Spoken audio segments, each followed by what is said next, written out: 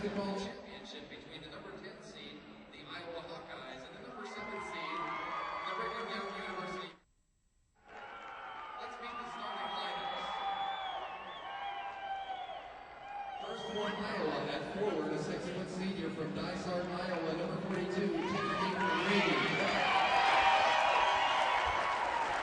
For BYU, at forward, a 5'10" junior from Syracuse, Utah, number 15, Jenny Keel.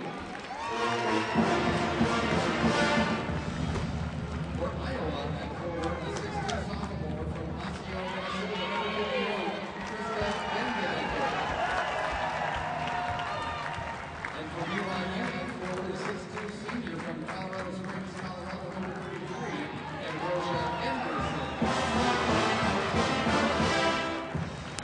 At center, for Iowa, a 6'6" freshman from Mentor, Ohio, number 44, Megan Skouby. And for BYU at center, a 6'3" junior from Lawrenceville, Georgia, number 3, Danny Cuban.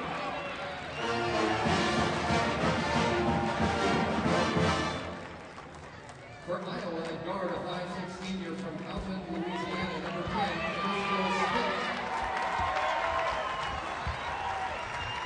For Brigham Young at guard, a 5'10" sophomore from Orem, Utah, number 30, Mallory Gillespie.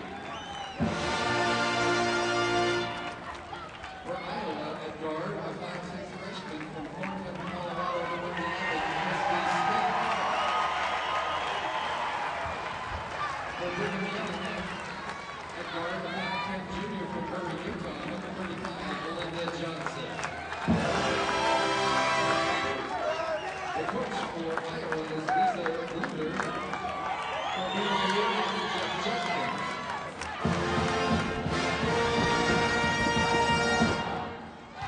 Welcome back to the Pepsi Center in downtown Denver, Colorado. Our second game in the San Antonio region from this site today. Oklahoma's already won, and we'll play the winner of this matchup between the 10th seed Iowa Hawkeyes and the 7th seed Cougars from BYU. And all of these teams here in our pod will be advancing on to San Antonio in that regional. Florida State, Louisiana Tech, Stanford, and Southeast Missouri State play later today as we go right to our Star Watch. And we start with Crystal Smith for Iowa. She is a lightning quick guard, a defensive specialist. She has got a silky smooth jumper. And Ambrosia Anderson, the Mountain West Player of the Year.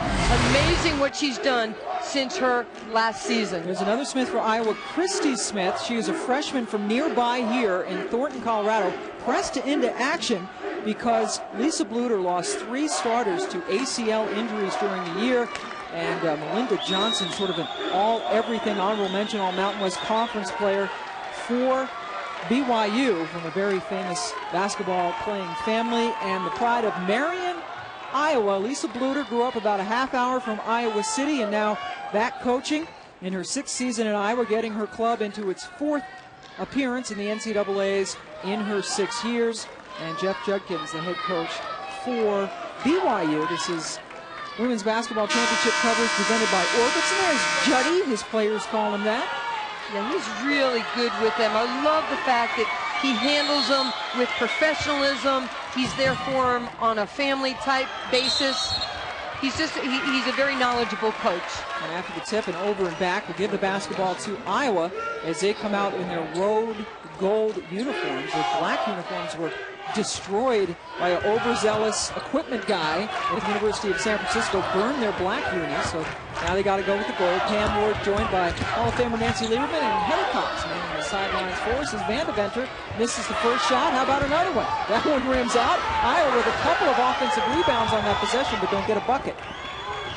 Iowa coming in as a 10th seed. They are an at-large selection from the Big Ten. They went 10-6 in the Big Ten this year, but their RPI 56 had them a little nervous that they might not get in.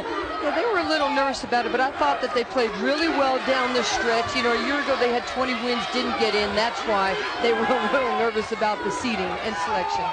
They come in with the 17 wins. They had a huge win against Purdue late in the season. That'll help you out. Beat them in overtime.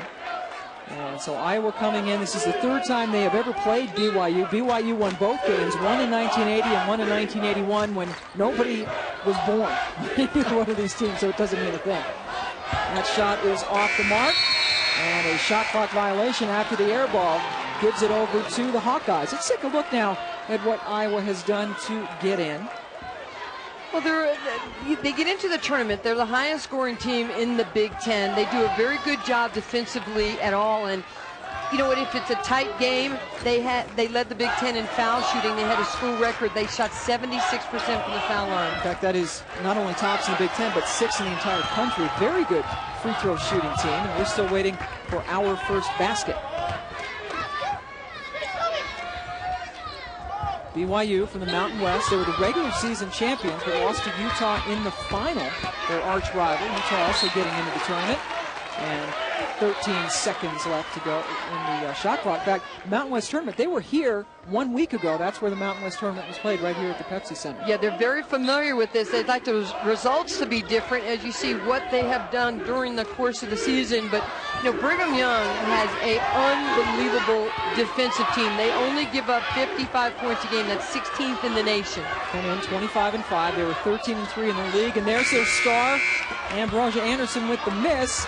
And the putback, a lot of shots from inside today, but Kubik unable to get it home, and the ball will come over to the Hawkeyes. And Denny Kubik not happy with that. She missed the little chippy underneath. She's one of the other double-digit scorers for this team. Kubik, a transfer from Auburn, played 1 year down there, and then decided to come up to BYU. BYU 0 for 5 from the floor, and Iowa has misfired on both of its shots.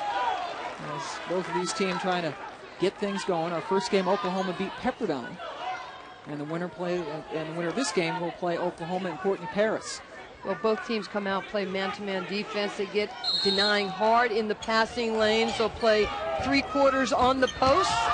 And Smith, that's a gutsy play. She went up against the big girl Kubik, who is 6'3", Crystal listed at 5'6". Anderson, the mismatch. Passes it off. I'm telling you, teams come into the NCAA tournament, they get a little bit nervous until they can knock down a shot or two. Big Ten freshman of the year, Megan Skouby with the block. She's number 44 in gold. Big kid in the middle with the knee pads. And she gets herself the rebound. What a story Skouby is. You know, she comes to Iowa. She thinks she's going to have a chance to mature and play behind some of the big posts. They have 3 major knee injuries, ACLs for Lisa Bluter's team, and then she's a starter all of a sudden. Yeah, she's starting for Stacey Schloppel, who tore her ACL in December. A couple of other players went down in the preseason. So this really has been a gratifying and surprising season, I think, for Lisa Bluter just to get to this point. You know, it might be surprising for other people, but those who know her, she's had 12 20-win seasons going back to her days at Drake. Excellent, excellent game coach, and the players really respond to her. And Kubik with a hard foul on Kubik. For more on Iowa, let's go over to the third member of our team. Heather Koss going to stand by with that. Well, guys, Iowa is suffering from those knee injuries, as you talked about. For BYU, you talk about Ambrosia Anderson. She's their star player, yet she didn't start for the first 3 years of her career. During the offseason, she said, I made a commitment to myself to become the player that everybody thought I could become. She did that by committing 8 hours a day in the offseason to running, lifting, watching film, working on her shot, and playing pickup against men at the local gym. What a drastic difference. In her first 3 years, she started a total of 11 games. This year, she started all 31, averaging a team best 18 points. And just a terrific story. A couple of years here in Colorado, but her mom moved around a lot, raised by her single parent, her mom, and she's lived in Alaska, she's been in Hawaii, she's been all over the country, and has found a home in Provo. But what a maturity level that we saw on her, and she's lefty. It's hard to guard a lefty, Pam. I think that showed some of her strength, though, as she was guarded, but somebody else had her hands on the ball. She's still able to get it and bank it in for her first bucket, averaging 18 points and 7.5 rebounds a game. Leads the team in both categories, leads them in threes, has 8 double-doubles on the season. And there is the freshman from Thornton, Colorado. There is an entire contingent here for Christy Smith, who is excited about coming home. You get in the NCAAs and you get to come home. You get to come home and you get the pressure of having to find tickets for your friends. She's got over 50 people attending this game. Iowa with the 4-2 lead early over BYU. Skouby again showing why she's Big Ten Freshman of the Year. That's a couple of blocks already for the 6'6" kid from outside of Cleveland.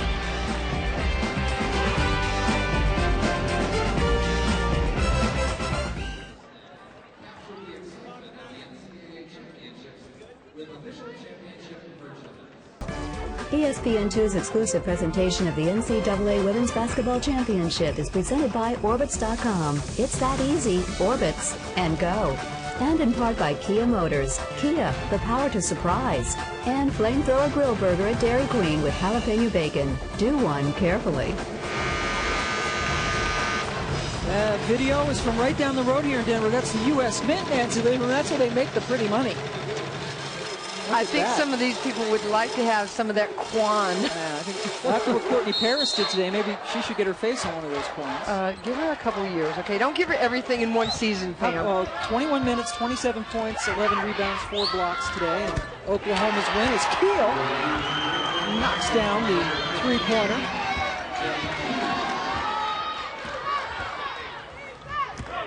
Jenny Keel, a junior from Syracuse, Utah. As that shot goes in and out, and there's the big girl, Skouby. That's when it's good to be as tall as she is. At 6'6", the tallest player in Iowa history. Put up those long arms and get the basketball. Yeah, but it's not only the fact that she's big and she's strong and she's long. You talked about maturity for a young person. She knows how to get inside. She's not going to stand around and let you box her out. She's going to work hard to get position. And Skouby heads to the free throw line. Big Ten Freshman of the Year, we mentioned that. Also second team All Big Ten. From Mentor, Ohio, just outside of Cleveland. And she hits both of her free throws, 75% free throw shooter. And Iowa has taken the 6-5 lead. Rosie Anderson, number 33, the one to watch for BYU. That one, a little bit too much zip on it as she was looking for Lauren Riley underneath. You know, I was watching her in practice yesterday, and she was making those passes. Not only is she good with the ball in her hands, but she's good at finding her teammates that are cutting to the basket. BYU is a team that likes to cut or come off screens or then let her isolate. Ready? Reedy goes inside, and that shot is missed by Tiffany Reedy. Well, she had a spectacular game towards the end of the season at Michigan State, where she ended up hitting 5 threes. Wow, 5 threes in one game. Keel tried to hit her second of this game, but was off the mark. But the basketball will stay with BYU. A couple of substitutions as Reedy will take a break. Wendy Osdemore, a freshman from Neola, Iowa, coming in. Raised on a farm. Always wanted to go to Iowa, and there you see BYU off to a very, very shaky start. 2 for 10 from the floor and 4 turnovers, but the good news is they're only down by 1. Well, they don't turn the ball over that much during the season. They pride themselves on getting shots up. They shoot about 42% from the field. All coaches can ask for within execution is to get quality shots. And that's a quality shot. Nancy Sellis, the senior from Bountiful, Utah. One of the players who was on that Sweet 16 team back in 2002. The farthest that BYU has ever gone in the tournament. And it was also Jeff's first year coaching that basketball team. And like we said, he really, after 5 years, has a handle on the women's game. Well, Skouby able to hit that tough turnaround, and probably should have had a foul whistle, then the bucket goes in. Skouby now with 4 points. Just ask some of the Big Ten coaches about shots like that. She did that throughout the conference tournament, and she did that during the regular season. Anderson driving, a lot of contact, and just lost the ball. It'll go over to Iowa. Let's look at Skouby's last bucket. Look at it. She's reading the defense. She pivots. You know, the thing about it is she squared her hips and her shoulders to the rim, so at least she has a fighter's chance of making a shot like that. And Skouby also very creative, as Heather Cox will tell us.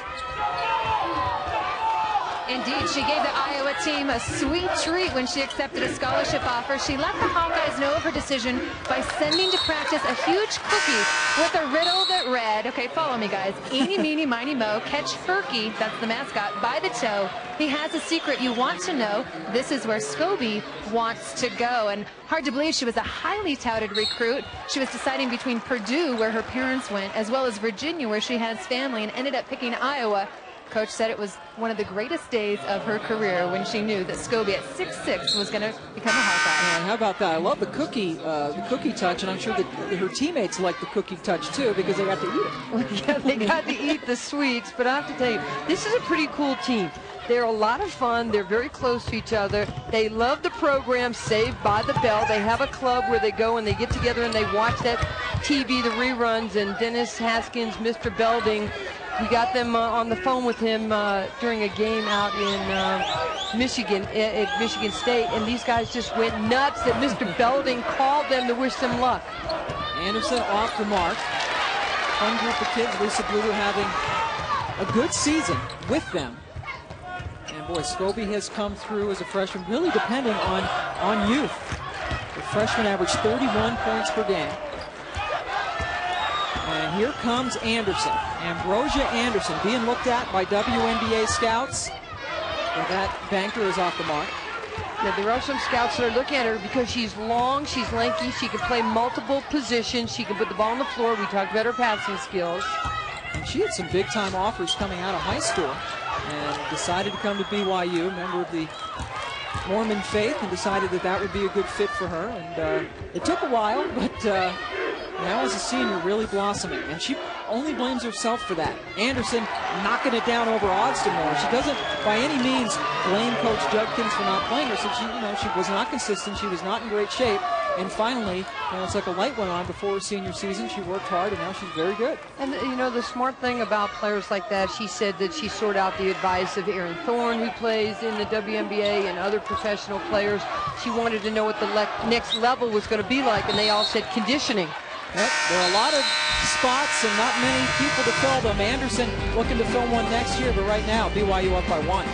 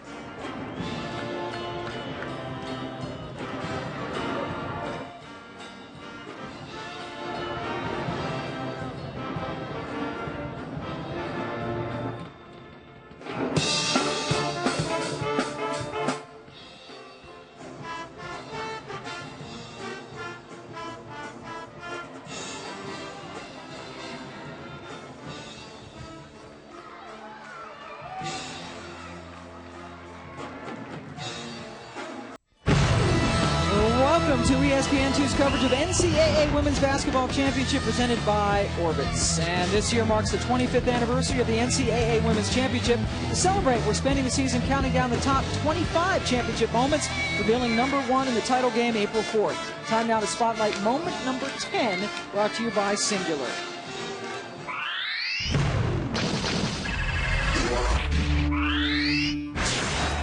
Even with the great Shamiqua Holtzclaw, Tennessee lost 10 regular season games. And in the 97 final, they had to offset an onslaught from Old Dominion. But the Lady Vols survived to claim title number 5. They can smell a second straight national title. And they've done it. Back-to-back championship. Tennessee would add one more championship. That's the last one they won, the three-peat in 1998. And there's our championship storylines, Tennessee and Louisiana Tech. We will have them here tonight, the only ones to go to all 25 NCAA tournaments. Pac-10, 16 in, including Stanford. We'll see them tonight. Absolutely. And, Old Dominion beat Stanford that year in overtime to get to that championship game against Tennessee. And the great Pat Summitt used her bonus money from winning the championship to buy a boat, nicknamed Cincy, where the game was played. That's right. Very nice. Right here, Iowa trailing BYU 9-8. Iowa hitting 3 of its first 10 shots, and Ambrosia Anderson, the leading scorer for BYU. Taking a break. Of course, we're playing in the Mile High City. BYU playing more so than the other 7 teams here. They should be more used to the altitude than the others. Iowa, obviously, in a flat area. I have to tell you, the altitude really can affect you in games like this. A lot of coaches don't want to come and bring their teams in too early. They want to come in, play, and get out. 6 seconds left on the shot clock. Crystal Smith to Vandeventer, and that worked nicely with only a couple of seconds left to go on the shot clock. Crystal Smith is like the combo kid. She can do so much with or without the basketball. Vandeventer is one of the many young players for Bluter. It'll switch to the zone after that play by Crystal Smith and Vandeventer. And Selyus with the missed shot. Here comes Iowa. Emmert now has checked in. Abby Emmert, a sophomore from Winterset, Iowa. Crystal Smith, her dad, is one of the assistant coaches. Michael Morgan, he also played his basketball at Iowa. She was raised in Louisiana, but always wanted to be a Hawkeye. You know, when Austin Moore goes on the court, that gives them a pretty big perimeter by Iowa, and they have to then match up right there. They put in NC Selyus. Right, Austin Moore at 6'2", and Emmert driving in and knocking that one home. She averages 3 points a game. And Iowa's lead is 3. There's a lot of offensive firepower. It looks like a little bit of a 1-2-2 type of zone, but what they're trying to do is they're trying to match up to the shooters on the outside. Iowa not known as a great defensive team in the Big Ten this year, more of an offensive juggernaut as Kubik gets inside and hits her first basket. Kubik engaged to be married. I really like her game, Pam, because, you know, every team needs that unsung hero. You mentioned she transferring from Auburn, but she's second team All Mountain West this season. She's a big presence on the inside, and she can defend as well.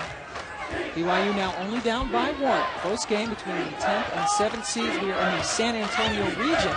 They're coming to you today from Denver.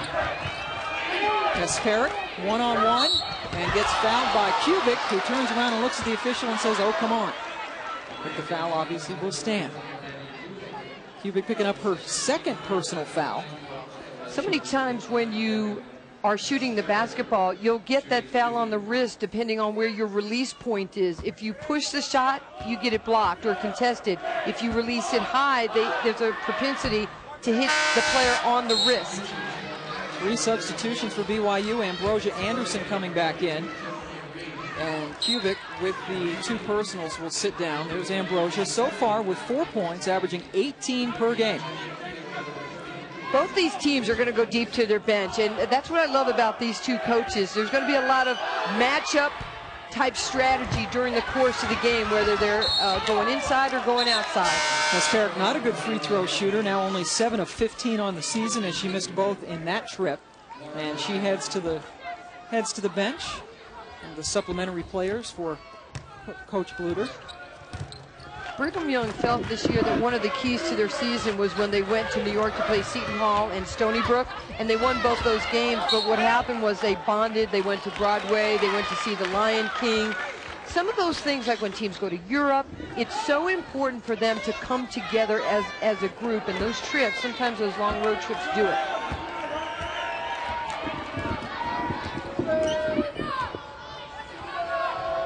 Iowa leading BYU now 12-1 with just over 9 minutes left to go. And there's Crystal Smith. Crystal Smith, how good is she? How about breaking Elena Beard's high school records in Louisiana? Yeah, that's pretty impressive when you can do that and you can be a little bit unheralded, but she had 46 points against Louisiana Tech this year. That's a terrific catch by Ambrosia Anderson, now up to a half a dozen. That's right, 46 points for Crystal against Louisiana Tech. Going back to her home state. Unfortunately for Iowa, they lost in double overtime. Missed a lot of free throws. Very uncharacteristic for this team. Skouby against Riley. And Lauren able to get the block. Well, Skouby's going to have to start pump faking down around the basket because Riley at 6'3" is very long and a good defender. Yeah, that's a great move by Mallory Gillespie. Honorable mention All Mountain West Conference. Taking it right down the baseline. And BYU retakes the lead. And now some defensive pressure on the ball, and Emmert calls the timeout because their point guard right now, their starting point guard, Christy Smith, not in there, the primary ball handler, obviously, and Emmert had to burn the timeout. We expected a good one, and so far we got a very close one. BYU up on Iowa by a single.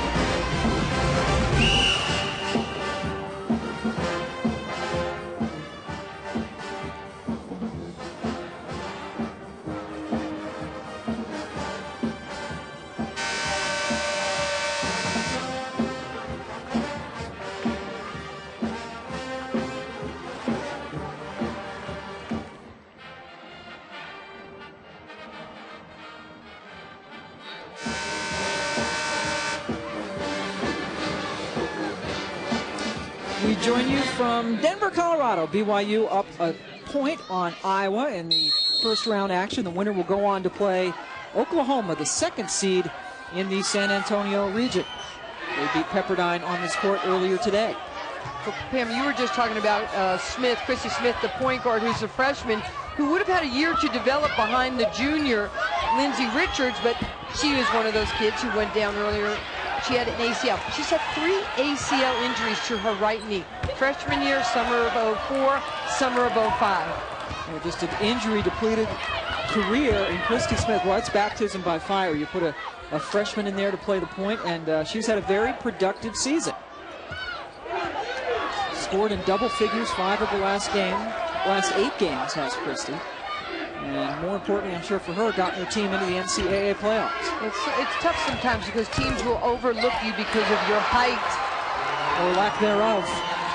Jenny Keel with 6 points. BYU on an 8-2 run and lead by 4. Keel with a couple of threes. And there's Christy just talking about her, the freshman from right here in Colorado. Utah does such a good job of trying to cut the floor off, and then they'll trap you if you get close enough to one of their other teammates. They only give up 55 points a game. Because look at that. That's a great catch, but they keep the ball on one side of the floor. Skouby able to get up another tough shot. She has 6, and the lead is trimmed to 2.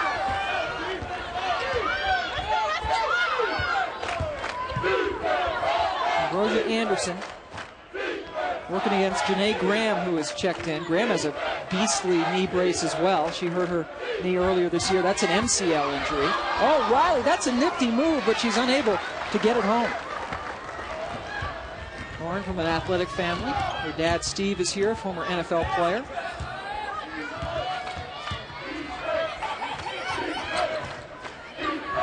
Vandevender got Ambrosia Anderson up in the air, but then a good play by Keel to take it away. Every time you put the ball on the floor, the defense recovers on the bounce, so you either have to push it to the rim or pick it up and get rid of it.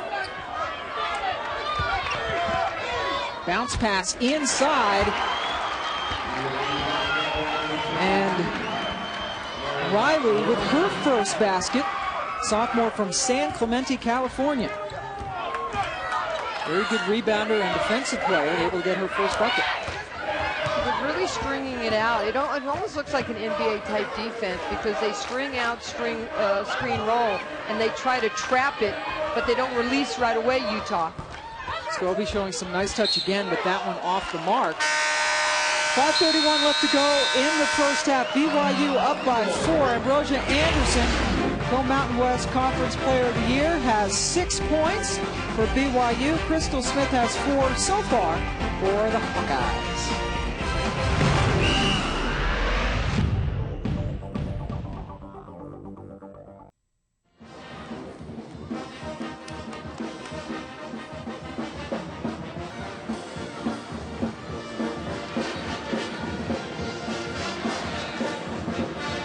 First round action in the San Antonio region. We join you from Denver. BYU leading Iowa by 4 in a game that has already had 7 lead changes and a couple of ties. As Iowa coming out of the Big Ten.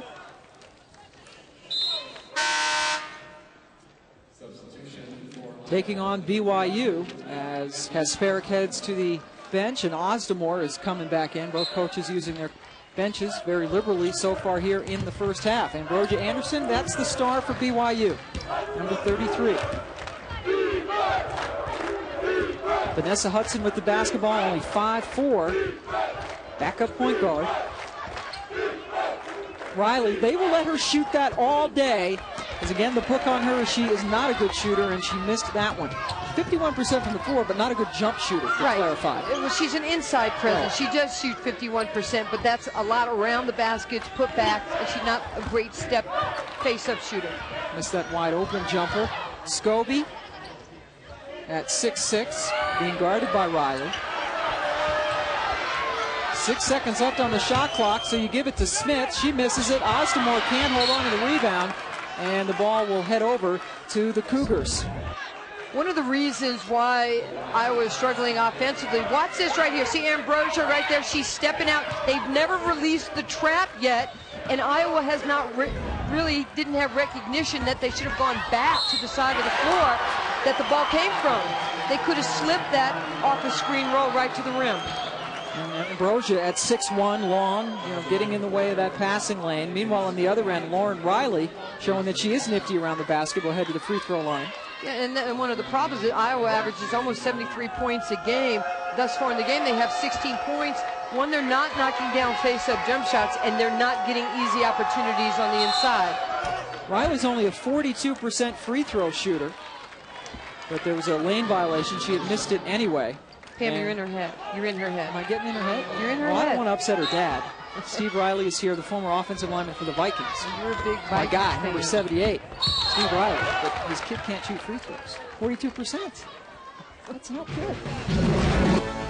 First round of the NCAA Women's Championship continues on ESPN2 with regional games at 8 and 10 Eastern, starting with Louisiana Tech, Florida State. Others will see Liberty and DePaul. And Liberty and DePaul, remember what happened last year?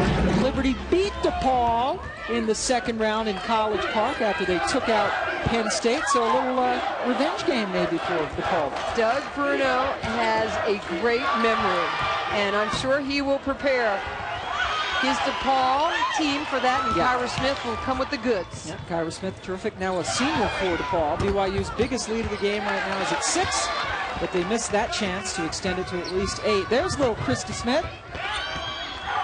And the shot off the mark. Ambrosia Anderson coming down with the rebound for BYU. I really think that for Iowa, they have got to start hitting a couple of those shots. Tiffany Reedy is their vocal leader. She's a great outside shooter, but it seems like they're fading on their shots. Everything's contested. You see they have misfired on both of their three-point shots, and Anderson's going to head to the free throw line as she is hacked. So BYU with a 6-point lead in Denver.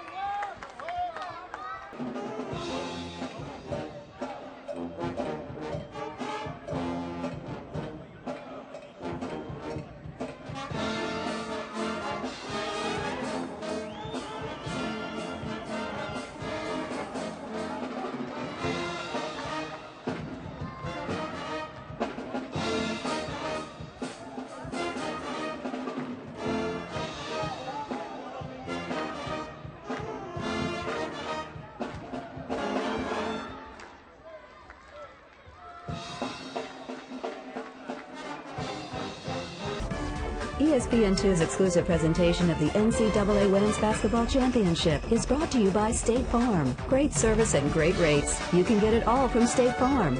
And Verizon Wireless. Well, welcome back to Denver. Iowa trailing BYU right now, but they've relied on a lot of youth this season, including their point guard. For more on that, let's go to Heather Cox.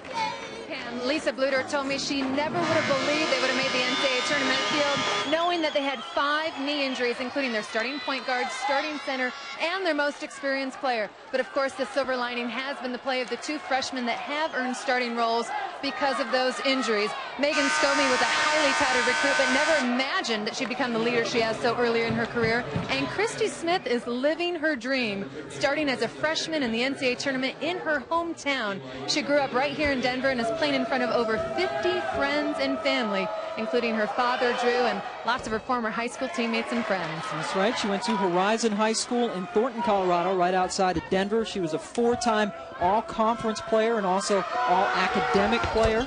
Took her team to the Final Four her junior and senior years at Horizon, and now she's home. That's pretty cool. It is pretty cool because you never know when freshmen come in. They come from different walks of life, like Austin Moore. She was shooting hoops on a concrete slab in Iowa. She took to Coach Jensen, the assistant coach, Jan Jensen. And then the 4 of them come here and do all that damage. Yeah, and really pressed into action. There's Skouby, the freshman of the year in the Big Ten. That's a nifty move as she is able to put it in for her 8th point. So Skouby with 8 of Iowa's 18.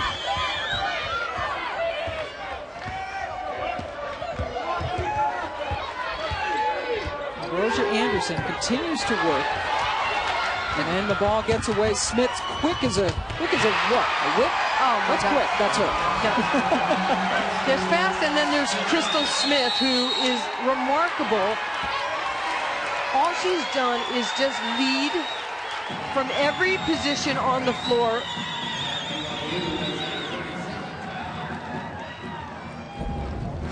Skouby doing a good job of splitting the defense, a little step-through move with the left hand.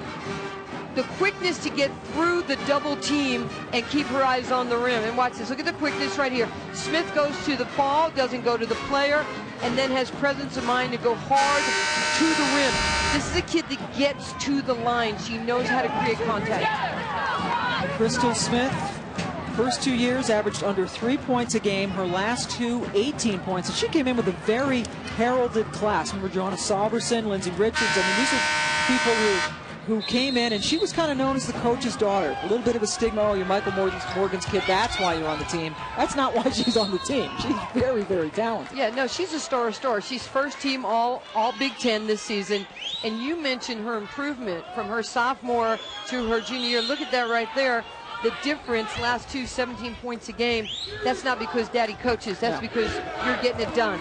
She met Lisa Bluter when she was 12 years old in an Iowa camp, and right then decided she was going to play for her. I want to play for you, and I want my black uniforms to get shrunk in San Francisco, and I want to go to the NCAA tournament. And she's doing that now. What a way to go out as a senior after they got snubbed last year. And Riley, again, the great positioning inside. Lauren with 6 points. It's a nice battle on the inside between Skouby and Riley, both big, strong, and smart. Lead back up to 5. There's Skouby. There's your freshman. That off the mark, however. And Ambrosia Anderson gets another rebound for the Cougars. Johnson inside to Riley, and Riley is really starting to hurt them in the paint. Well, they're hurting them in the paint because they're not knocking down shots. Utah is able to get out in transition, and Iowa is running to the paint. They're not finding the shooters, and when they do go, it's opening up the inside. Riley has 6 of BYU's last 8 points as she heads back to the free throw line. Again, only a 42% free throw shooter, and misses that one. She needs to keep in the flow for shots. She hitches and then finishes her shot.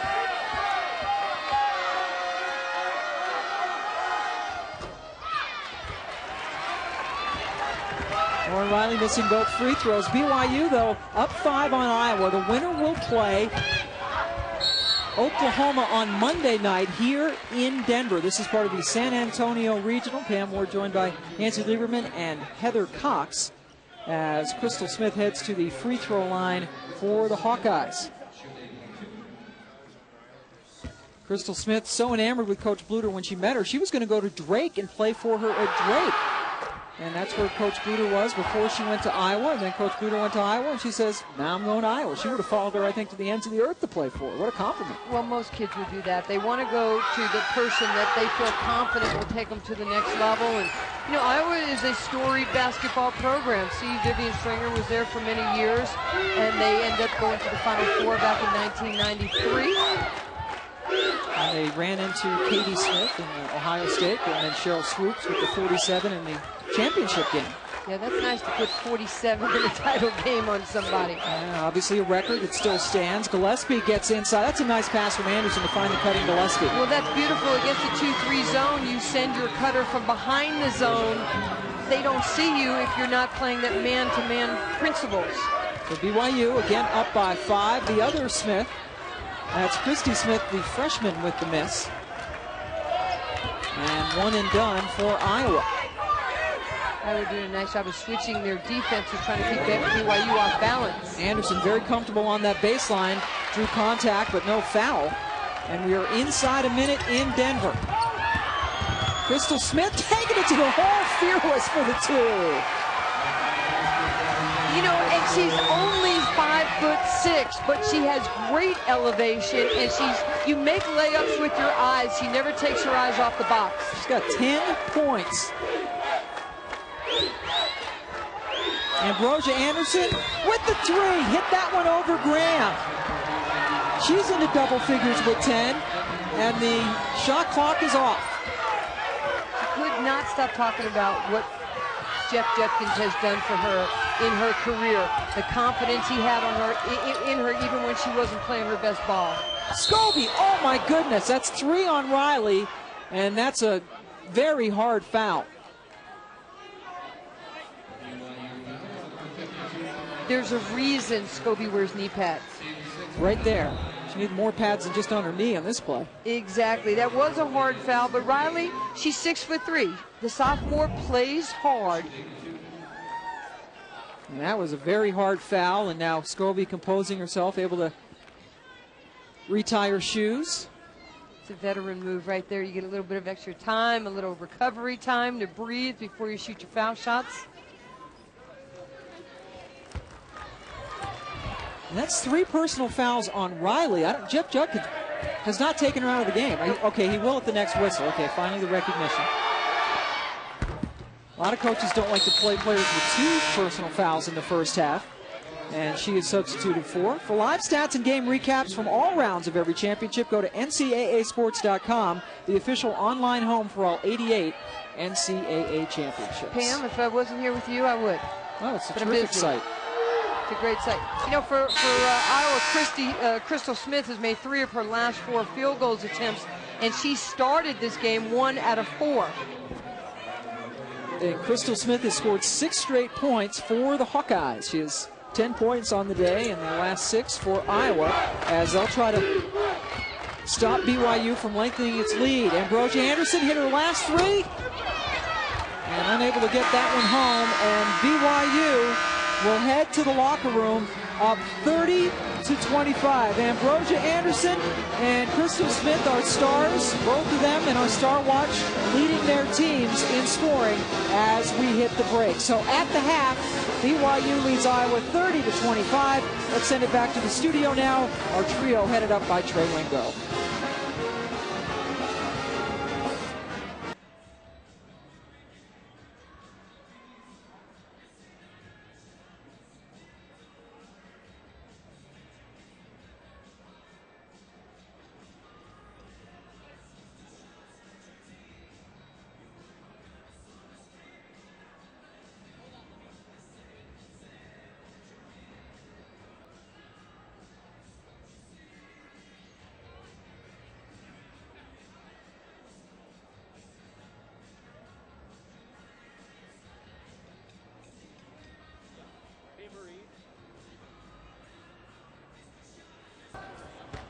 All right, Trey, getting ready here for the second half. BYU, the 7th seed in the San Antonio region, with a 5-point lead over Iowa as we join you from Denver. And Nancy Lieberman, we expected big things from our stars, and so far we've gotten them. Absolutely. They've stepped up.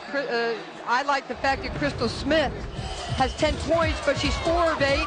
And then on the other side, Ambrosia Anderson, she's shown you the different looks. She's posted up. She's hit a 3. She's made some good passes. She reads the fact that she has a mismatch there with Crystal Smith. And here's Crystal Smith. Look at this. Little one, big game. 4 for 8 from the field. 10 points, only 1 turnover. Creates a little bit of offense off defense. That's nothing new for her. But really, you see what they've handled their responsibility. I think for Iowa that Tiffany Reedy and Venner, they have 2 points in the basketball game. They average 18 during the course of the year. They really have to step up and knock down those shots. So BYU as the 7th seed in their home whites, Iowa in their road gold uniforms. As we start off the second half in Denver, the winner will take on Oklahoma, and right away BYU goes inside to Danny Kubik. That's her 4th point. She's 6'3". A lot of length on this. Some big kids on this BYU team.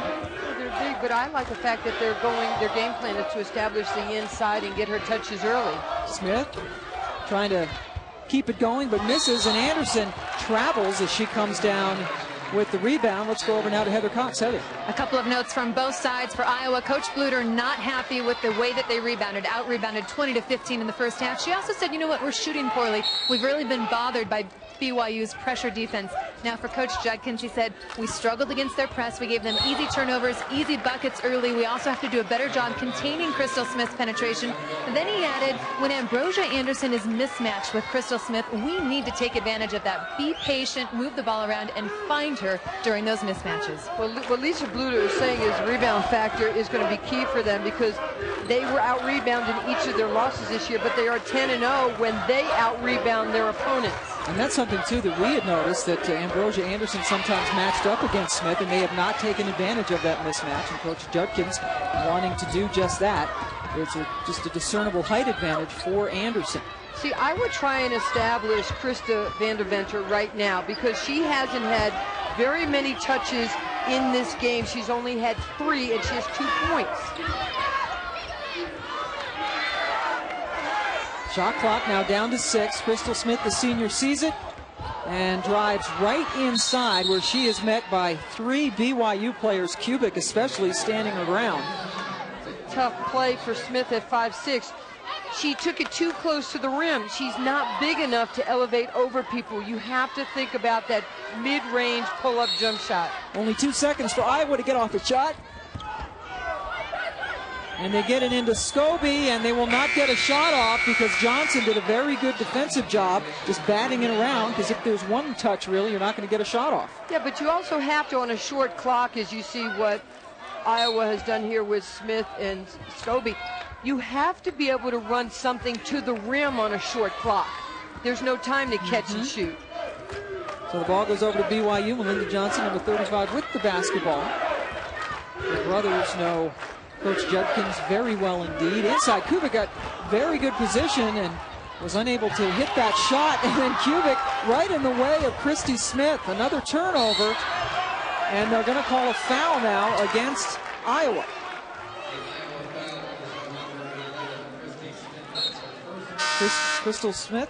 Christy Smith called for her first personal foul. There is Christy, the freshman point guard, pressed into starting action because Lindsay Richards tore her ACL again. Boy, Lindsay was a McDonald's All-American high school player. All the promise in the world, just can't stay healthy. A little bit of zone coming out of the out-of-bounds play. I think the matchup on the floor for me, for BYU, is the fact that when they go man-to-man, Iowa, Crystal Smith is guarding Ambrosia Anderson, and I think that's a great mismatch for her. And underneath, putting it in is Kubik after the Anderson miss, and the lead has been extended up to 9. That is the largest lead of the game for the Cougars. Reedy still looking to get into the scoring column. Number 42 for Iowa has the ball. Too much dribbling, not enough passing, running players off of screens or curls. Inside, and bailed out with 4 seconds left on the shot clock. Heading to the free throw line will be Wendy Osdemore from Neola, Iowa. And you mentioned Osdemore. She grew up in a farm in Iowa, her parents' farm, and developed her game on a cement slab where a hog shed used to be. And that sounds almost like a cliche, but it's true. It is. She's an Iowa farm girl, and what a dream come true for her to play for the Hawkeyes. Well, Did you ever play where a hog shed used to be? No, I didn't. In Queens? No, I played between the skyscrapers in New York City. It's hard to shoot, it's difficult to shoot over those big buildings. Yeah. Without a But you get a nice arc, I would think. Absolutely. Osdemore hitting both of them. She was Iowa's Miss Basketball last year, really good ball player. And that's the time the pressure works as Smith comes up with the turnover. So Iowa comes in after they made free throws with the press, and it works. Well, it's a change of pace, and right now Lisa Bluter has to do something to ignite her team because they're struggling offensively. They're not getting the productivity they need, as I mentioned, from Vanderventer or right now from Tiffany Reedy, so they got to create it somewhere. Osdemore looking for Smith as she is doubled down low. Graham not much of an offensive threat. There's Vanderventer. Bodied up. Boy, Kubik has really been physical. Yeah, Danny Kubik is a lot better than advertised. We knew she was a big post in the middle, but she's a lot more versatile and quicker on the basket. And Kubik, though, in dangerous territory. She is still on the floor, even though she has 3 personal fouls. So there are 2 Cougars with 3 personal fouls. Kubik, who stays on the floor, and Lauren Riley, who picked up 3 in the first half. Their first player off the bench and another physical presence inside. And as physical as BYU plays, that can be a problem.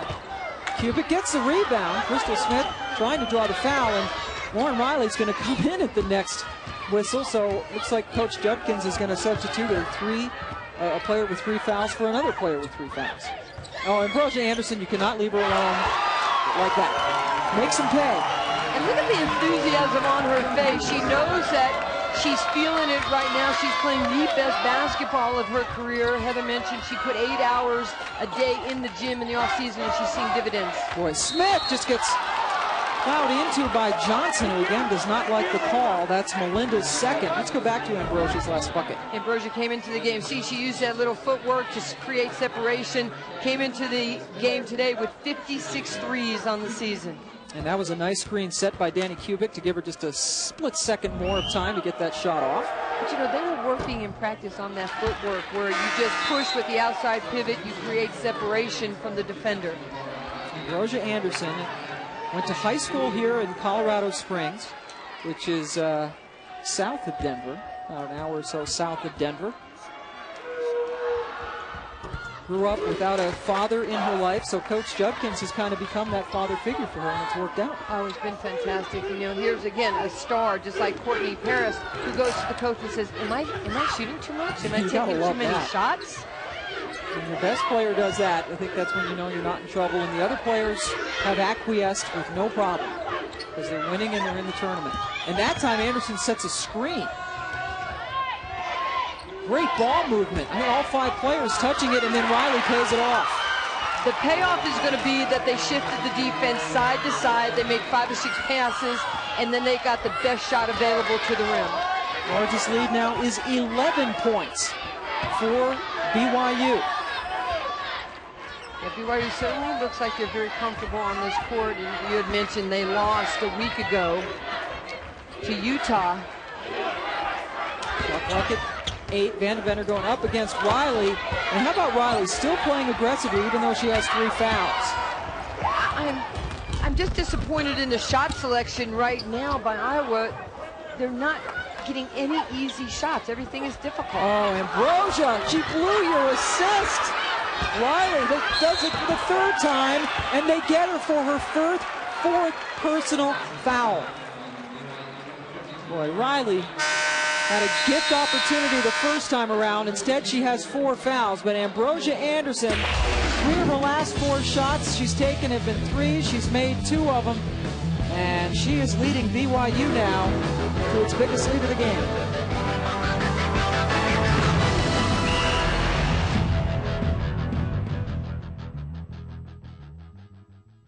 ESPN2's exclusive presentation of the NCAA Women's Basketball Championship is brought to you by Pontiac. Vote for this round's Pontiac game-changing performance at ncaasports.com/Pontiac. And Powerade. Shot of the Pepsi Center. We now bring you inside. Iowa was only down by 5 at the half. Elisa Bluter's team, obviously you're not going to catch up if you can't hit a shot. No, you can see that, but this is a team that knocks down 5 threes per game. They are 0 for 2 thus far. The other thing we talked about, Tiffany Reedy and Krista Vandeventer, these kids are 1 for 8 in the game, and if you're not getting points out of your starters, you're only getting 4 points off the bench, and you're getting out-rebounded, you're going to struggle and you're not going to advance. Got to credit BYU's defense, too. 0 for 5 shooting and 10 second-half possessions, now the 11th. And finally, they hit a shot. Skouby knocks down this shot. The Big Ten Freshman of the Year, now with 11. BYU got off to a tremendous start, 19-1 on the season. Their only loss was to NC State, and settled in the Mountain West. Ambrosia Anderson. Riley still playing, even though she has 4 fouls, and that was close to over the back. She really has to be careful because she's been a very important part of this basketball team. What do you think of that decision from Coach Judd? Well, you know, first she's got her hand on the hip of the driver. Then she tries to slap down on the basketball. And exactly. He's getting her. Jeff is like, okay, you know, I gave you an opportunity. You can't do that. Wow. I'm surprised he didn't take her out on the timeout. Okay, she really fortunate that she was not called for a foul. There were 3 instances up and down the court. As Smith puts in the twisting lay-in. Crystal Smith showing you some of that athleticism. She now has 13. First field goal of the second half of the senior. Well, where they'd be without Skouby and Smith, I don't know, because this is a team that shoots 46%. And they're not getting it done at only 32% thus far. So Kubik has been showing us she could do it inside and knocking down that 3. She's now 5 for 12 from 3 on the season. And the lead has jumped up to 10. Iowa's still looking for its first 3. Remember this Iowa team, one of the most potent in the Big Ten. Oh, that's a sweet pass. Graham gives Skouby a nice assist. See what happens, a little give and go. One of the oldest plays in basketball. If you turn your head defensively, that's your cue as a player to go right to the front of the rim. So Skouby, again, the freshman of the year in the Big Ten, showing she's not just a shot blocker and a scorer. She's called for the foul. Look how hard Crystal Smith goes to the basket off the dribble. She takes that hard pound dribble. She finishes, her eyes are up, and look at this right here. Defense turns. You don't recognize where the player is. You look at the ball, you get back cut. BYU now leading by 8.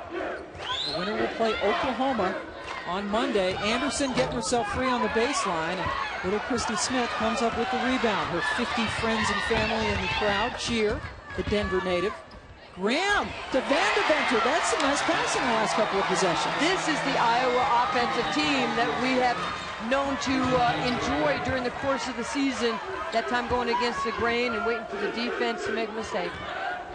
Oh, and coming right back is Hudson.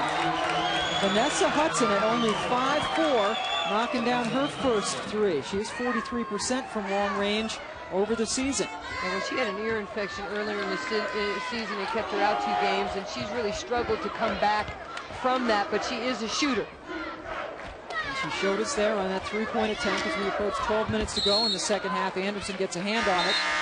13 seconds left in the shot clock as we go over to Heather Cox. Pam and Nancy, a coach has got to be happy when a plan comes together. During Iowa's last time out, Coach Bluter asked for 2 things. She said, we've got to box out. We're getting out-rebounded 26-19. She also said, we can't rush offensively. Wait for other options. Be patient. Well, those 2 things have worked. In the 3 possessions since the timeout, the offense have come alive, and they're also getting some boards out of that 2-3 zone, Nancy.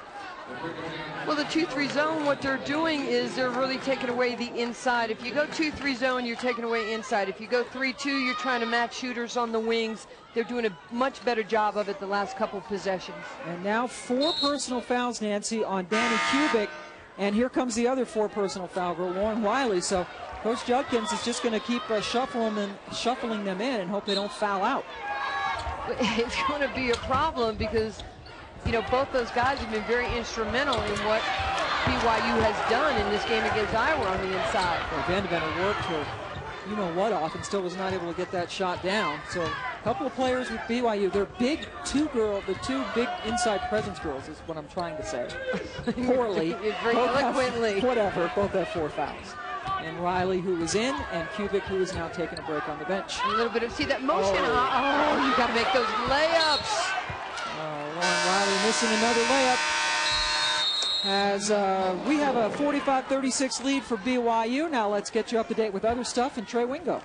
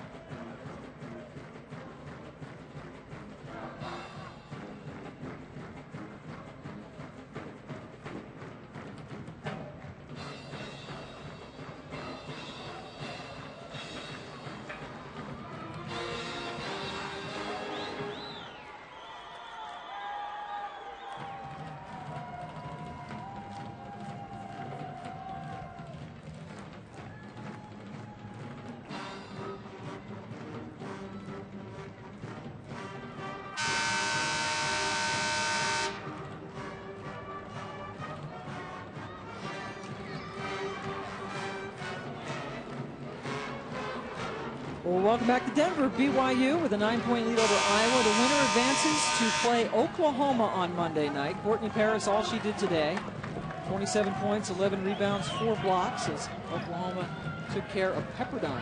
And there you see our region as BYU inbounds the ball with a 9-point lead. Paris with yet another double-double, 26 in a row. Simply amazing. Only played 21 minutes. Yes, she's had 31 double-doubles in 34 games this year. BYU, this great ball movement. Hudson already has 1-3, make it 2. He's doing a good job of shifting the zone and pump faking and getting people's hands out of your way, and then Hudson has the easy look. And the lead is now up to a dozen. Skouby, very off-balance shot. Ozdemir unable to get the follow, and Selyus comes away with it for BYU as Ozdemir was unable to come away cleanly with the basketball. But that has been so much of the problem for Iowa today, is that Smith and Skouby have hit 47% of their shots, but the rest of the team is 5 for 17, 29%. They're not getting any help. Somebody's got to come in there and pick up the slack. Skouby called for her third. Look at this right here, the ball movement. If you see a defender come out at you with your hands down and you can see the front of the rim, shoot the ball, you're open. Exactly what Hudson did. That's the rule. Shawnee Slade hits her first free throw. Great athlete. She's going to spark off the bench as we get a good look at her, a freshman from Magna, Utah. And they say she's one of the most athletic players on the team. You know, she likes to run. She likes to get out in transition. And she's a great on-ball defender. And she just got her own rebound of her free throw miss. It's just motion. You know, he said, you know, we do what Jerry Sloan does. Jerry Sloan runs pick and roll. We run motion. And they run it well. Smith, aggressive to the hoop, does not get the foul call. And there's Shawnee Slade showing that athleticism. And smart. You don't have numbers. You pass it out to your three-point shooter. You get an open look. Selyus, though, missing that open look. And the rebound goes over to the Hawkeyes. Iowa has yet to hit a three-pointer. Remember, this is a team that was first in the Big Ten. Just a great offensive team, first in the Big Ten in scoring. They average 5 threes a game, and they haven't hit a one today. For more now, on Vanessa Hudson, let's go over to Heather Cox. Heather. Vanessa's playing inspired by her mom, Lisa. Lisa, when she was 20, was diagnosed with diabetes and then lost her sight the day after Vanessa's high school team won the state title Vanessa's sophomore year. Lisa Hudson has endured a kidney transplant that she received from her brother, as well as a pancreas transplant, is now on the list for another pancreas as her current transplant is failing. Lisa Hudson's at home in Utah listening to the game on TV, and Vanessa said she's inspired by her mom's strength and courage. My guess is that Lisa is just inspired right now by Vanessa and her BYU Cougars. Yeah, I'm telling you, a great story, Heather. And she's got to be. The kid has hit a couple of big threes, and her mom not making the trip. Usually sits next to her dad, who keeps her informed of what's going on as Vandeventer hits down the shot. And so her mom waits on the transplant list back home in Utah. The lead is 11 for BYU. I mean, really, Nancy, this motion offense, it's a thing of beauty just to sit here and watch it. Well, you know what makes it so good? They set screens. And the players that are being screened, they wait on the screens and they set it up. 4 seconds left on the shot clock. And Johnson, in and out and in again. Johnson, not a great offensive threat, only averages 4.5 points a game. The sister of Britton and Jeff Johnson, who are both stars at Utah. And like Jeff Judkins, perhaps a little traitorous in the state of Utah, she's playing for BYU. Well, her brother Britton is over playing in Greece right now in Athens, and they very much are the athletic family. And you mentioned it, you know, Jeff went to Utah. You know, Allie Beals went to Utah, and the Johnson brothers were at Utah. They played for Jeff. And they say it's very strange as Riley hits the deck to be cheering for BYU when, you know, you grew up just not liking them. First round of the NCAA Women's Championship continues on ESPN2 with regional games at 8 and 10 Eastern. There you see some of the choices, including Louisiana Tech and Florida State. We'll have that for you. And then at 10 Eastern time, Louisville taking on Vanderbilt should be a very good 8-9 matchup.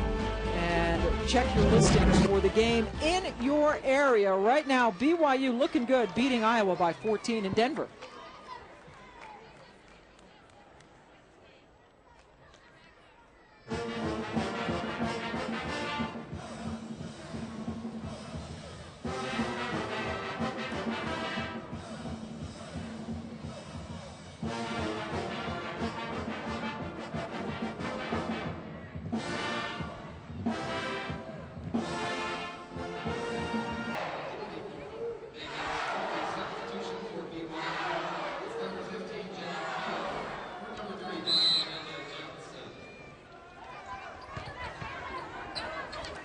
Thank you, Trey. Boy, Liz Shimmick, what a terrific senior season she has had for Michigan State.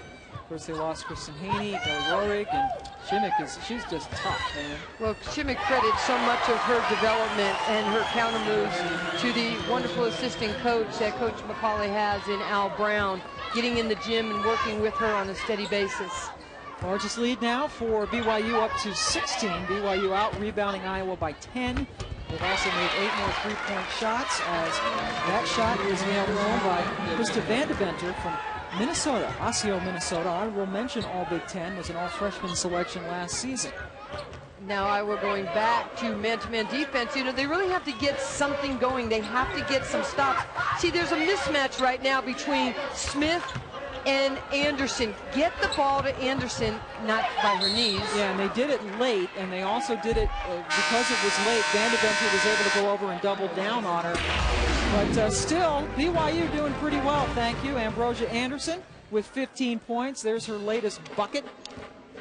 And the smile. That's what you like to see. The kids finally, you know, having fun and going out, enjoying her senior season. Looking forward to continuing to play basketball for cash next year, too. You know, when you're absolutely right, Pammy. She talked about wanting to play at the next level. And the other thing is, when you know you have done your work and she put the time, the effort in the gym in the off season, now she's enjoying the rewards of the game. Look at Ambrosia Anderson right here. You move her around. She can play the post. She can play the perimeter. She got the beautiful lefty stroke. There's a mismatch, posting up Smith. Reading her screen, that little step, that set it up. That got the defense leaning in one direction. It created space. She catches, her eyes are to the rim, and she's got a 100-watt smile. Yes, she does. We already talked about Crystal Smith's improvement for Iowa, but look at the improvement for Ambrosia Anderson, a first-year starter as a senior. Well, she was patient, she worked hard, and like I said, you know, when you go up almost 8 points a game from your junior to senior year, you've done something right. Had a terrific offseason, spent a lot of time in the gym, working hard, and it certainly paid off. Smith misses everything with the rebound. No shot clock reset for Iowa. Emmer taking it very strong to the hole with 4 points for the sophomore from Winterset, Iowa. It's a good substitution to put her in the game. She doesn't make a lot of mistakes. She's very aggressive to the basket. And is aggressive on defense. She and Osdemore help force that turnover. So Iowa hoping for a huge comeback. They're down by a dozen.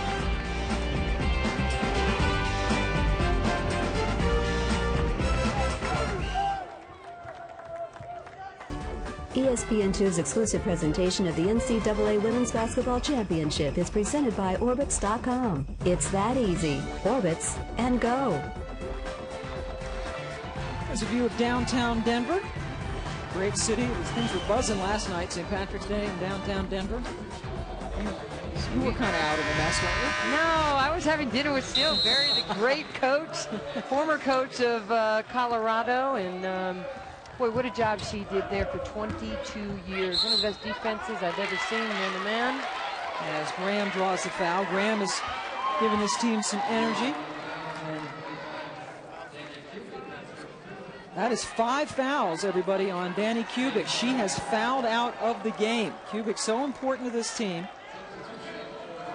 as an inside presence, so Lauren Riley now comes in. Riley playing with 4 personal fouls, so this could really change the complexion of the game, especially if they can foul Riley out soon. Absolutely, and this is the 10th time this year that Kubik has fouled out of a game. It's been her Achilles heel, staying in a game. She's so good, they need her. Oh, and Iowa needs to hit free throws. They don't on the front end of the 1-and-1.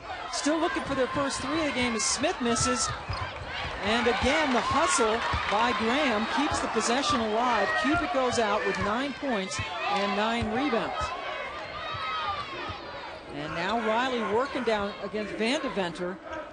And Iowa should go right at number 52. And look at that great penetration by Smith. And then the slip away by Van Deventer for the bucket. You have to be able to do that. You dribble, you draw, you dish. And that's how you get people open, because when you're as quick as Crystal Smith, people are going to have to come run at you. So now the lead is 10, 6.5 minutes left to go.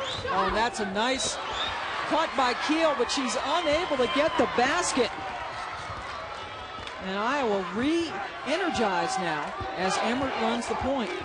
Isn't momentum an amazing thing? You think you have a layup at the other end, and then these guys just, they hit a bucket, you miss one, and all of a sudden you're back in a game. Oh, I tell you, that was a great opportunity for Van Deventer, because Riley put her hands down literally on defense so she wouldn't get the foul.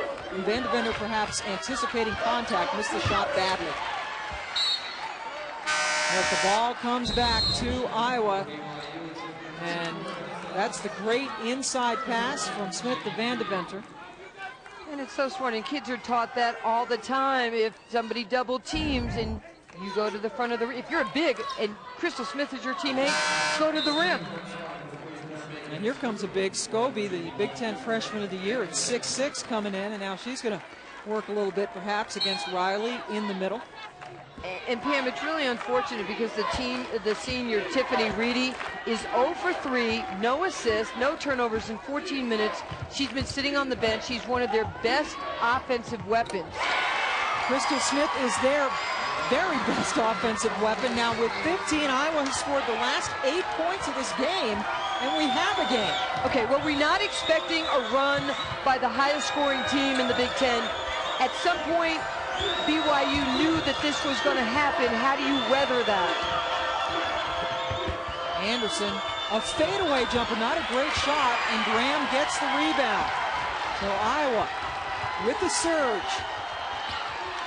Of course, BYU, the best defensive team in the Mountain West, only 34%, and that's 5 on Riley.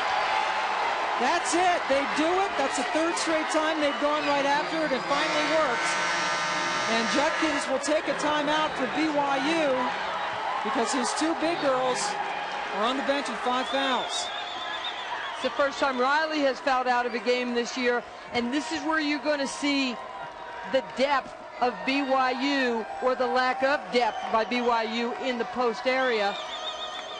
I would think, Pam, that Anderson might have to slide over a little bit to that 4 spot.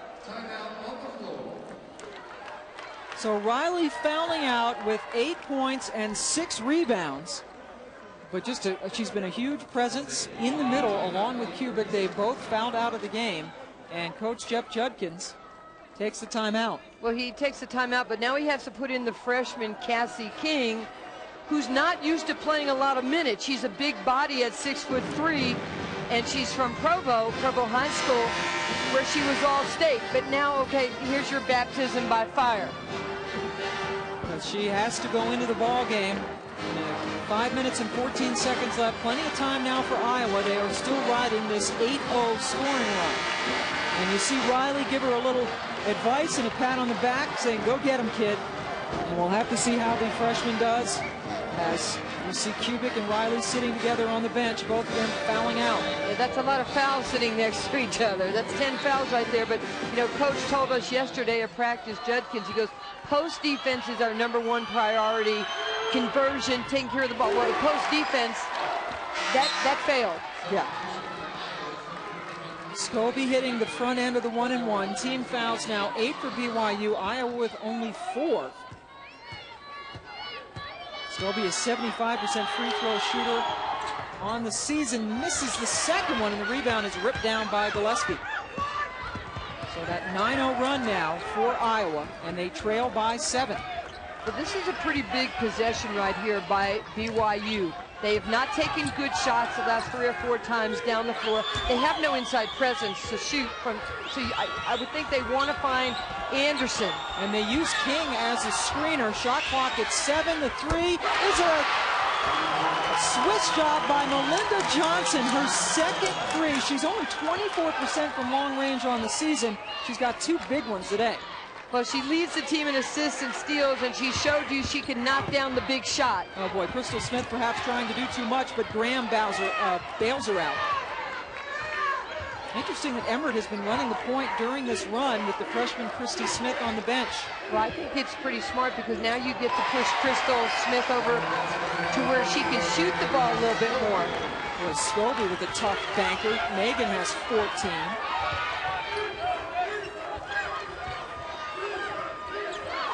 See how they move Anderson around? She can post you up. She can come off that screen, that post-to-post screen. And another huge three. Mallory Gillespie's turn to knock one down. She's second on the team in threes. She came in with 49 threes coming into this game. Led them in threes last year, second this year, as Nancy said. And the lead back up to 11. Skouby, the hoop and the foul. They got King with the personal. So the Big Ten Freshman of the Year heads to the foul line. When we come back, Iowa trying to chip into the lead.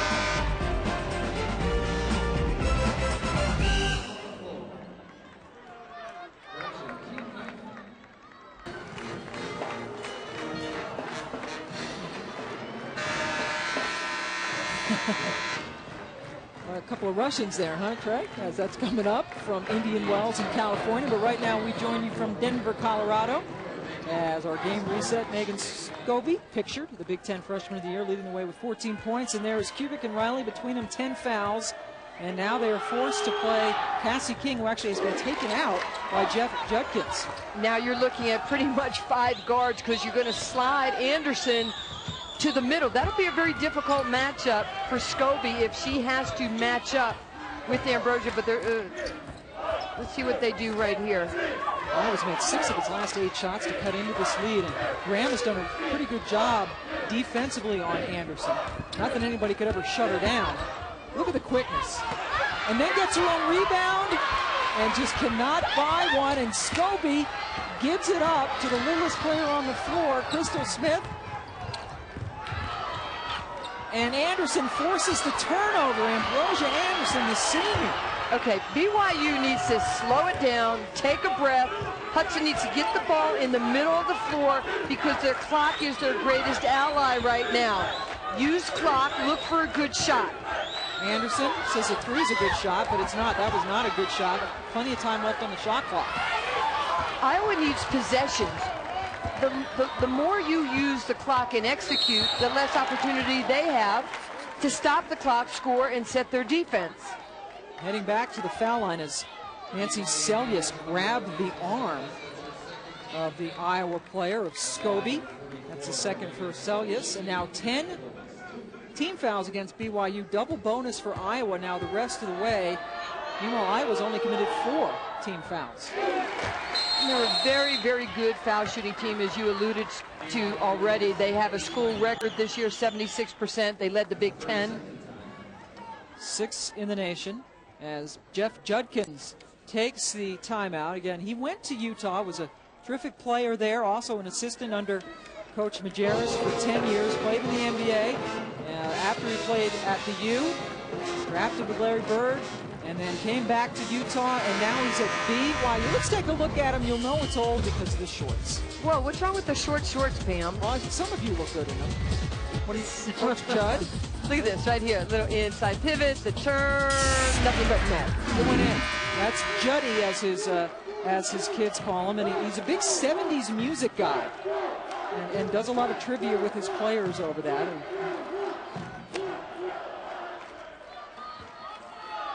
As Skouby heads to the line, this is the NCAA Women's Championship presented by Orbitz.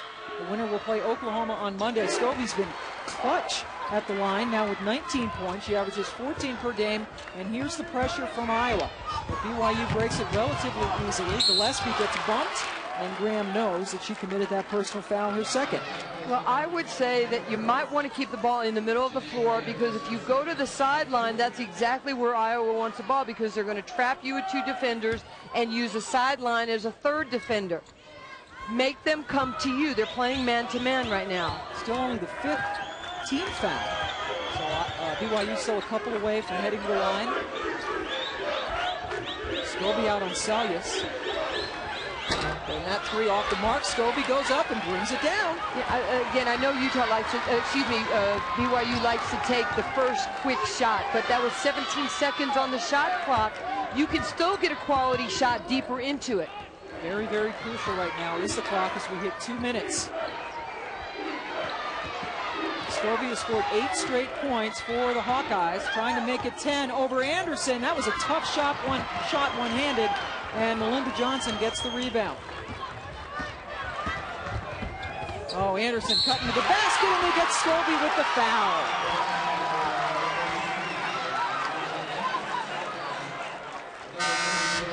And that will be it for Megan Skouby, her fifth. Well, look right here. Jensen looking. Skouby was looking at the ball, lost sight of where Anderson was coming. And, you know, people think you run a fast break by getting down the floor faster than people. That's not necessarily true. You can run a secondary break. It's anything that has numbers. So Skouby will foul out of this game with 19 points. Again, the Big Ten Freshman of the Year, tallest player in the history of Iowa. She said she was in first grade, she was taller than her kindergarten teacher already. Now, her kindergarten teacher was short, but this kid was obviously very tall, very comfortable with her height, and a very good ball player. Has got 3 more years left at Iowa. Well, she's had a sensational year. It's the 4th time she's fouled out of a game this year, and Iowa is 0-3 when she fouls out. She fouled out against La Tech, Ohio State, and Penn State. And now they're up against it. Down 63-54. That helps. Finally, their first three. Emmert knocks it down, and Lisa Bluter takes a timeout. So this Iowa team averaging 5 threes a game, second in the Big Ten. Finally, knock one down, but it could be too late. Ambrosia Anderson, we highlighted her at the top of the show, and she has certainly come up large. Well, she has been large. You know, big players like to have a large stage, and this is it for her. She's the hometown girl. She shows that she knows the game and how to work and adapt to her teammates. Ambrosia Anderson with 18 points. When you have a star player and you have a star coach, what do you have when you have a star player? You get the Powerade Player of the Game, my friend. And Ambrosia Anderson is indeed our Powerade Player of the Game. Heather Cox has more. Heather.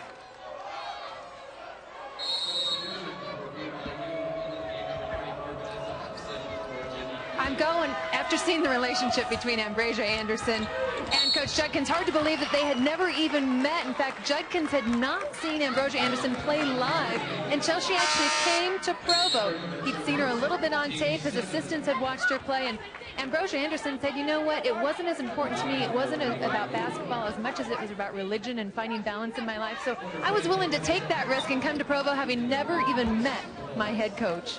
Yeah, that really is a leap of faith in more ways than one, isn't it? And she has come in, and we mentioned earlier, her father was never really in her life, and her mom moved around. She went to several different schools growing up, and finally found a home in Provo with Coach Judkins. Well, it's almost like being an Army brat, where you move around until you settle in, and you said he's been a father figure pretty much to her. And BYU now with a 65-57 lead. Now already today, Minnesota has lost. The Big Ten got 5 teams into the NCAA field. Minnesota falling to Washington, and they might go, Michigan State was a winner. Now Iowa definitely on the ropes. Well, BYU playing really solid basketball. They are led by their coach, Jeff Judkins, who was the Mountain West Coach of the Year this year. He's got the Player of the Year in Ambrosia Anderson. It's a nice combo. Ozdemore going to get a chance to head to the free throw line as she is fouled with 1:08 left to go. I should say Ambrosia Anderson was the co-Mountain West Player of the Year with Kim Smith of Utah. Look at this nice play right here. I didn't actually see the foul. There it is. Oh, right in the chops. Ooh, that had to hurt. Wendy Ozdemore heading back to the free throw line. A very, very good free throw shooter, leading the team at 95%.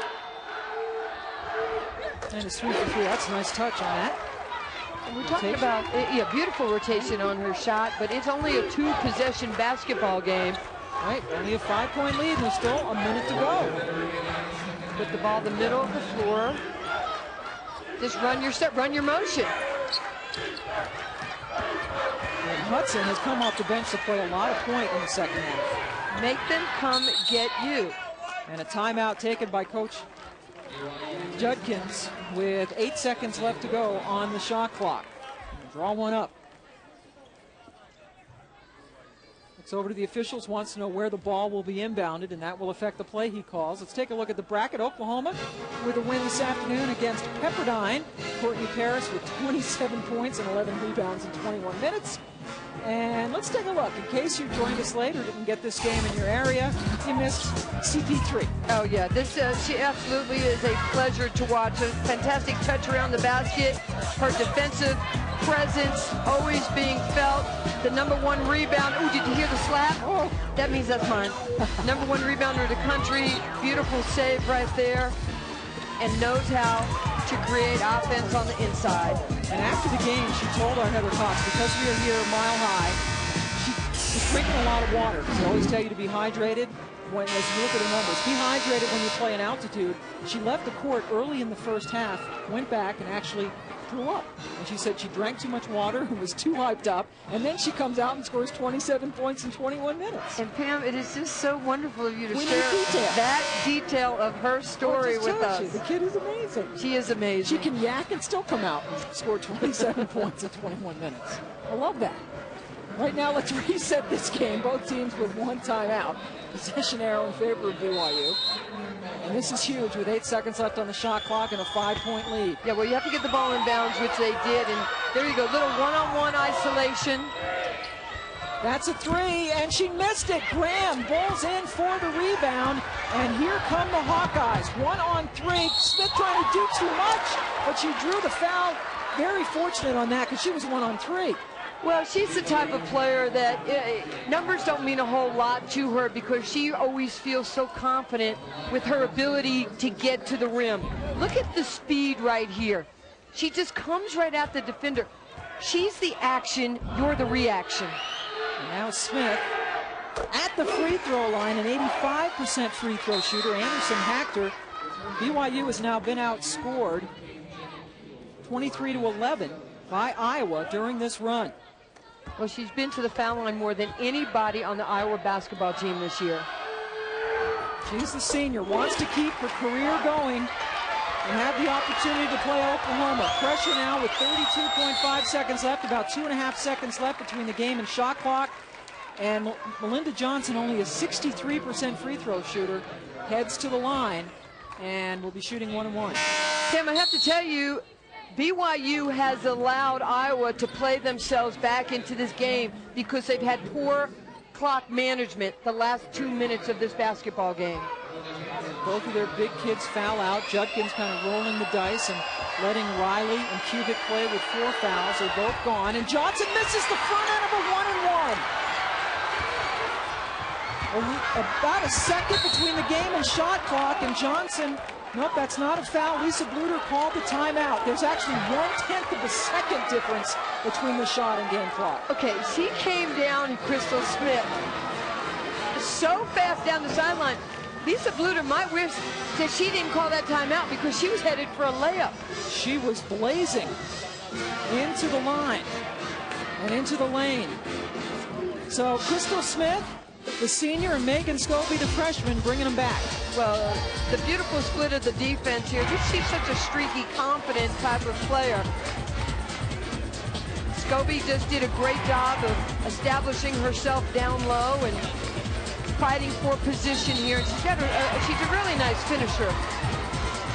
Look at this right here, the little crossover. Look at the angle she takes to the basket.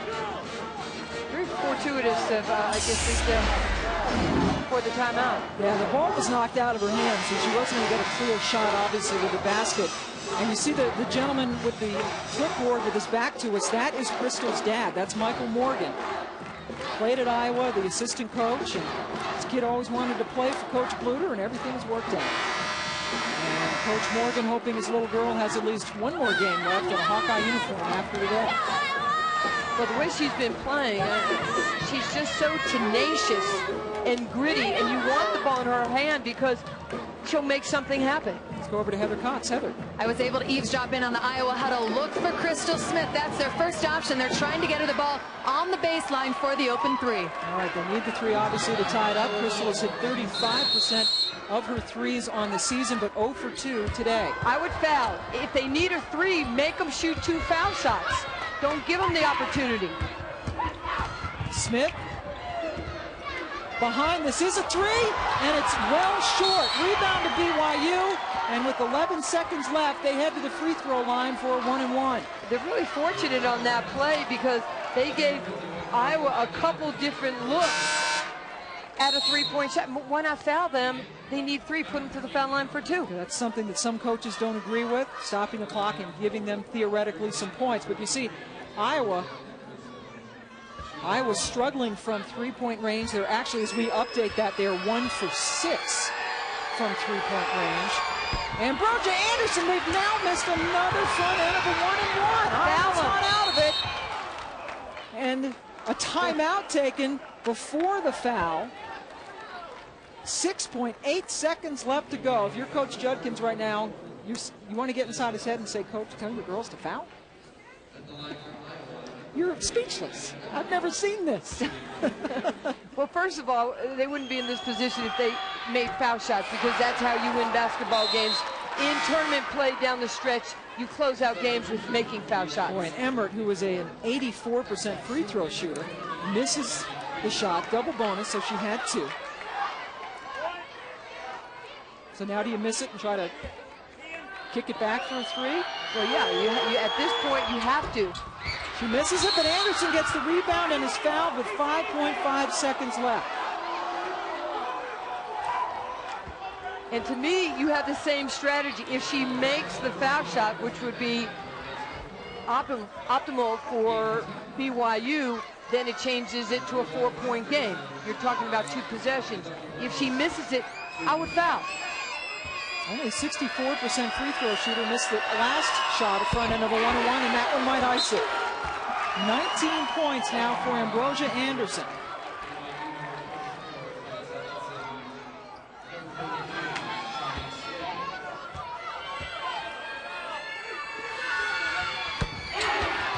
And now the lead is 5. So Iowa coming in after winning 10 games in the Big Ten. We'll see its season end right here in Denver to BYU. Iowa fought back from a huge deficit here in the second half. Had they hit a 3, we'd be thinking maybe overtime, but instead BYU hangs on. They survive when it's 67-62, and Monday night we'll play Oklahoma and Courtney Paris. So our final score from Denver, as Iowa loses 67-62. For Nancy Lieberman and Heather Cox, I'm Pam Ward. We say so long from Denver.